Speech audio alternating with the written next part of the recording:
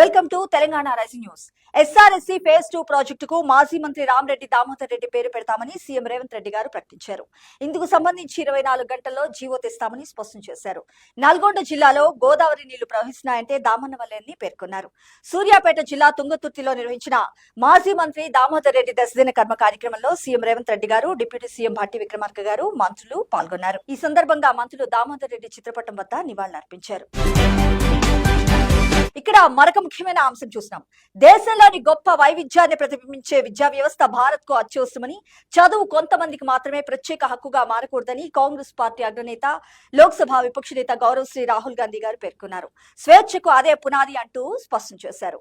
భారత్ ప్రత్యామ్నాయ విద్యా వ్యవస్థను రూపొందించాల్సిన అవసరం ఎంతైనా ఉందని, అమెరికా లేదా పెరుతో భాగస్వామ్యం అందుకు తోడ్పడొచ్చంటూ స్పష్టం చేశారు.